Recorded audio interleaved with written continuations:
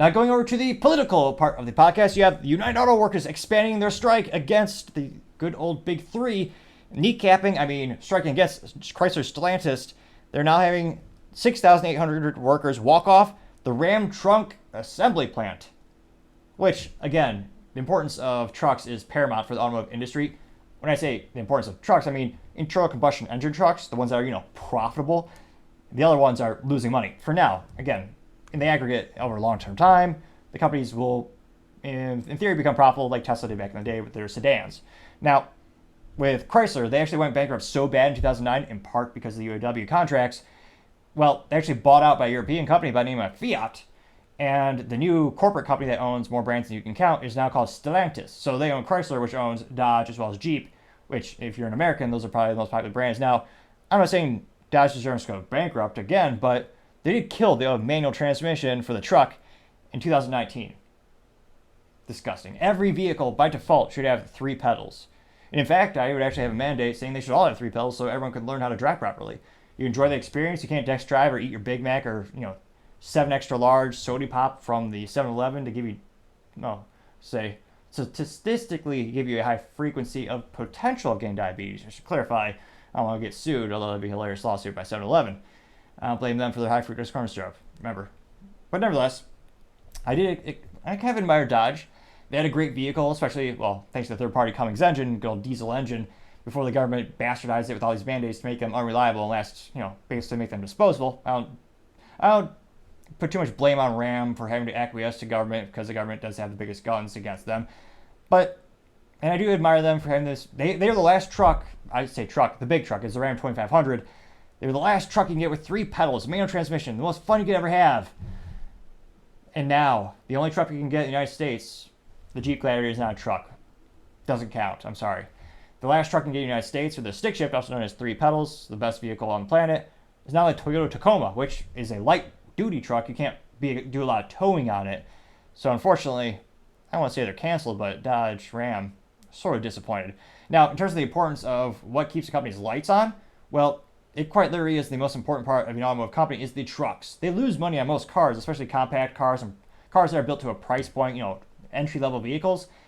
They lose money on those things left and right. The trucks are where they actually make a profit. So to have them be kneecapped at this particular plant is going to be detrimental to Stellantis. Now, it looks like specifically it's going to have this is also Stellantis' largest walkout as well. So they're hitting up the most profitable and important plant and having them all walk out. Now, the walkout at the Sterling Heights Assembly Plant in a suburb of Detroit produces, the most popular truck, the Ram pickup truck.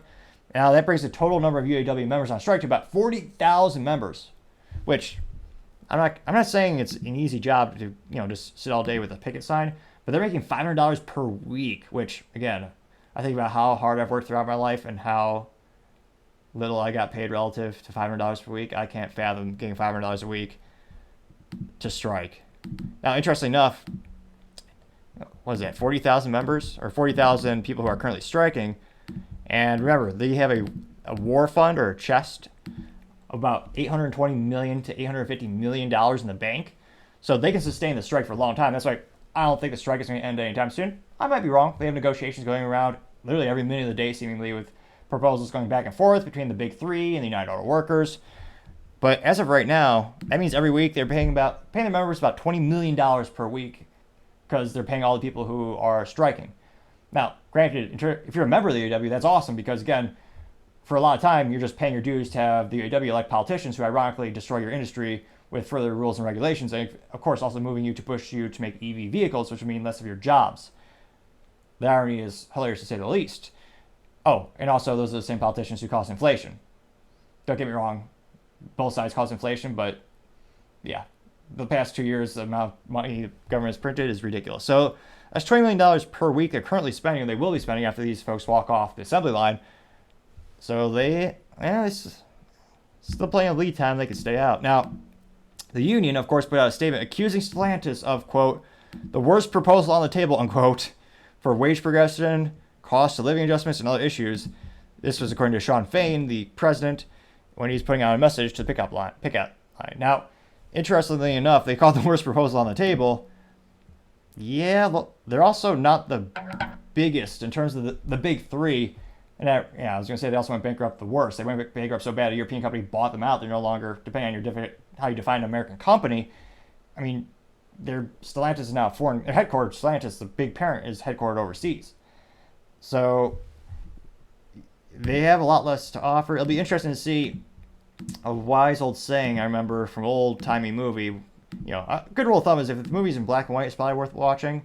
Once they start to color, get to the generation where they start to have color films, you probably have to check out some reviews because usually the quality can't help but think they precipitously declined. But it'll be interesting to see. In the old movies, I remember the gangster, Key Largo is a brilliant movie with Humphrey Bogart, one of the original OGs, as youth might call him. He says to the main protagonist who plays the gangster from Chicago, Al Capone, well, I should say the main gangster from Chicago. There's never going to be a loss or less gangsters in volume in the city to this day. But nevertheless, he said at the pinnacle of the movie, he says, "One day you're going to have to teach me how to squeeze blood from a rock." Which I can't help but think, again, this is a pivotal time for these automotive companies. They can only give up so much before they go bankrupt, or they can't have the money to invest in the EV programs that, ironically, the UAW wants them to make. So, again, this is one of the most important factories the company has. Granted, let me know in the comments, are you going to buy a vehicle this week? Probably not. Personally, I buy Japanese so they'll last 20, 50 years and a million miles. But I also try to make my, stretch the dollar as long as possible. With the economic uncertainty, I don't think there's a lot of people purchasing vehicles right now. And again, I appreciate the feedback in the comments. I am trying to work on decreasing the rate at which I speak. I know naturally I speak way too fast, and copious amounts of coffee probably doesn't help the situation. But nevertheless, usually work about 105 hours a week, and coffee does help. So let me know in the comments what other feedback that would make the show better, and I do understand that's something I am trying to actively work on. So let me know in the comments, do you think, with the trucks in particular, what is Stellantis going to do? Are they going to shut down the plant completely? Is it to the point at which for this particular plant, those particular employees walking off will result in the lack of ability to complete the vehicle, similar to how Ford had to shut down the Bronco plant after the UAW did a partial strike where they actually had part of the assembly line come off the plant, but got to the point where they actually couldn't finish the vehicle. So it'll be interesting to see what happens to that particular use case, but as I always say, time shall tell. Thank you again, everyone, for taking the time in to do today. Don't forget to take time to like, subscribe, and comment. Again, I'm trying to get to 4,000 subscribers by the end of October, so you can click that button. I would greatly appreciate it. Also, the comments and the feedback make the show better and better, and I appreciate it, even if it's critical, because that's how you improve the most, I would argue. Also, and lastly, don't forget to take time to tell your family, tell your friends, tell your coworkers, heck, tell your enemies, tell anyone and everyone. Just stay safe, fight the good fight.